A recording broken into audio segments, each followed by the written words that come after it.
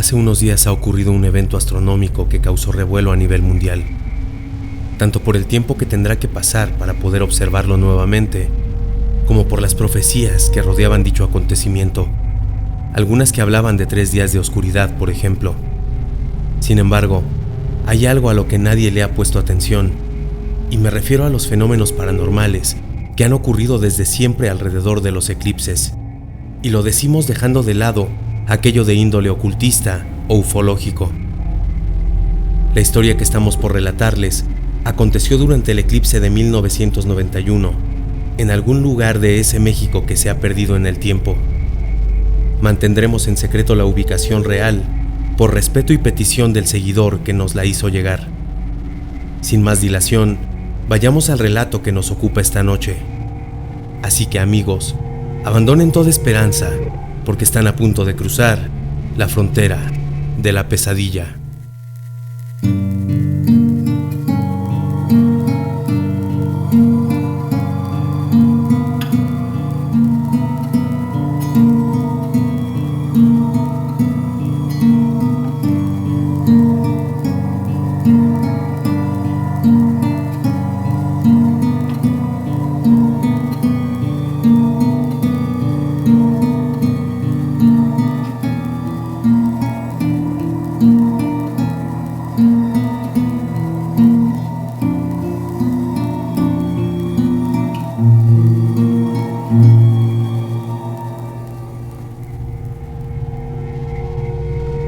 Yo tenía 7 años cuando ocurrió lo que estoy por contarles. Me he animado porque veo la gran conmoción que está causando el eclipse que ocurrirá el 8 de abril del 2024. Yo vivía con mi madre y con mi abuela en 1991, cuando el eclipse total de sol oscureció totalmente el cielo de México. Al igual que ahora, hubo amplias campañas de difusión donde se hablaba de los riesgos que corría nuestra vista al ver el eclipse directamente. Otros que se decían boca a boca, como el que le dijeron a mi tía, que estaba embarazada en ese momento, y le rodearon la panza con seguros para que el bebé que esperaba no sufriera daños. Pero nadie nos advirtió de lo que podía acecharnos durante aquel breve lapso de oscuridad. Mi madre, mi tía y mi abuela tenían la televisión puesta para ver el recorrido de la luna. Ahí decían que el eclipse solar comenzaría en Hawái. Un periodista le preguntaba a un experto qué pasaría cuando la luna cubriera en su totalidad al sol, y este le explicó técnicamente lo que ocurriría. En México, este evento iniciaría en la costa oeste y cruzaría por Sonora, Chihuahua, Coahuila, Nuevo León, Tamaulipas y Veracruz. Decían que la sombra de la luna recorrería 18,000 kilómetros de nuestro territorio. Recuerdo todo como si fuera ayer. En mi casa se respiraba el miedo y la expectación a la vez. Aquel 11 de julio de 1991, seríamos testigos de una noche que duraría 6 minutos. Yo estaba sentado en el suelo, en una alfombra marroquí que tenía mi abuela en su sala. A mi espalda, las 3 mujeres observaban con atención la televisión. Desde donde yo me encontraba, podía ver la puerta abierta de la habitación de mi abuela, que estaba al final del pasillo. La puerta de su ropero también estaba abierta, puesto que ella había ido por un rebozo porque tenía frío. La puerta tenía un espejo de cuerpo entero donde solía arreglarse.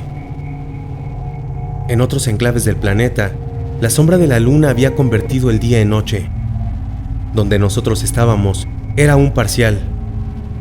Yo no podía parar de ver el cuarto de la abuela, en específico aquel espejo. La sensación que tenía era de extrañeza. Aún hoy soy incapaz de explicarlo. Fue exactamente a la 1:24 de la tarde, cuando al fin todo se oscureció. En la pantalla de la televisión podíamos ver un anillo perfecto. Fue en ese momento en que al voltear de nuevo lo pude ver. Un hombre calvo, totalmente desnudo, con la piel en extremo blanca. Este parecía tener un símbolo en la frente. En ese momento, me abracé a las piernas de mi tía mientras gritaba: ¡Ahí está! ¡Ahí está! Mi madre preguntó: ¿qué cosa? Mi tía, que volteó inmediatamente hacia donde yo señalaba, se levantó y gritó: ¡Alguien se metió en la casa! Pero aquello era imposible. Vivíamos en un 5º piso. Entrar por la ventana de las habitaciones sonaba imposible, además de que en la habitación de la abuela no había ventanas. Cuando mi madre se asomó, dijo: «Está en el espejo». Mi abuela se asomó enseguida y aquel ser blanquecino pareció sonreír y comenzó a golpear el espejo. Parecía como si estuviese atrás del cristal de una vitrina y tratase de escapar. Lo extraño es que no emitía sonido alguno. Mi abuela comenzó a rezar enardecidamente. Por un momento se interrumpió y le dijo a mi madre y a mi tía: «Ayúdenme a rezar para que esa cosa se vaya». Mi mamá saltó ante el exabrupto de la abuela y empezó a rezar. Mi tía, sin embargo, no había dejado de verlo ni un segundo y tiritaba como si tuviera mucho frío. La abuela dijo de pronto: «Vámonos a la cocina». Aquel ser parecía gruñir mientras nos mostraba sus dientes. Mi abuela me levantó del suelo por las axilas, mientras mi mamá se llevaba casi a rastras a su hermana.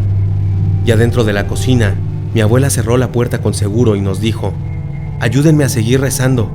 Dios está con nosotros. No nos va a pasar nada». Entonces comenzó con un Padre Nuestro. Yo empecé a llorar, porque me parecía que aquel ser se asomaba por el cristal de la puerta. Mi madre le hablaba a mi tía, tratando de hacerla volver en sí, pero era inútil. Ella tenía la mirada perdida y un gesto de terror que se reflejaba en su rostro. Mi madre me dijo tiempo después que en ese momento se sintió aliviada de no tener que ver a aquel ser demoníaco tratando de escapar del espejo, pero que aquella calma se rompió cuando le señalé que, aunque más tenue, la silueta de aquel ser demoníaco se veía en el cristal circular de la puerta de la cocina. Este nos mostraba los dientes, que parecían picos filosos, y el símbolo de su frente parecía encenderse. Mi madre comenzó a rezar también con la voz temblorosa y los ojos llenos de lágrimas. Poco a poco, la luz empezó a entrar por la ventana de la sala, y eso nos regresó la esperanza de que aquello acabaría pronto. Conforme la luminosidad subía, la imagen del ser se fue atenuando hasta dejar vacío aquel cristal. Aún así, no salimos de la cocina hasta que el eclipse había pasado por completo. Tras lo ocurrido, le hablaron al esposo de mi tía, que llegó 1 hora después. Al verlo, mi tía rompió en llanto y al fin pudo hablar. Sin embargo, aunque creímos que todo había terminado, no fue así, pues unos días después mi tía perdió al bebé que esperaba. Los doctores se lo achacaron a los malos cuidados durante su embarazo. Sin embargo, mi abuela dijo: «Yo creo que fue por ese ser que vimos. Él provocó la pérdida de ese bebé». «¿Crees que esa cosa se lo haya llevado, mamá?», le preguntó mi madre. «No, a lo mejor la experiencia fue demasiado fuerte para tu hermana», remató mi abuela.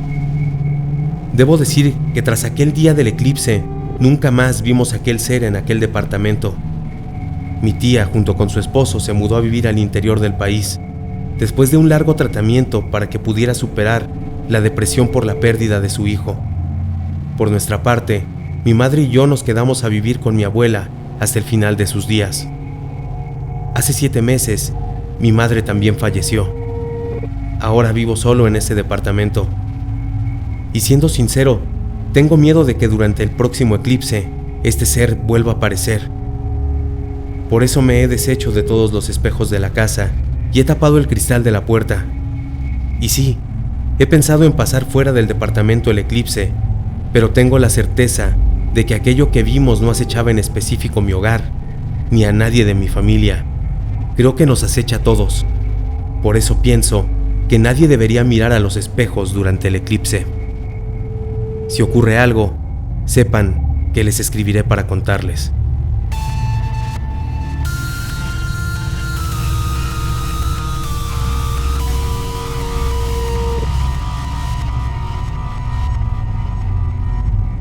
Hemos llegado al final de este episodio. Nos despedimos de ustedes, no sin antes recordarles suscribirse al canal si no lo han hecho y activar la campanita para que reciban todas las notificaciones de nuestros episodios. Dejen su like si les ha gustado nuestro trabajo y compartan. Eso nos ayuda a crecer. Agradecemos enormemente el favor de su atención. Los esperamos la siguiente semana con más historias de horror, mismo día y misma hora. Y recuerden que en cualquier momento ustedes también podrían quedar atrapados en la línea que divide el mundo de lo real de la frontera de la pesadilla.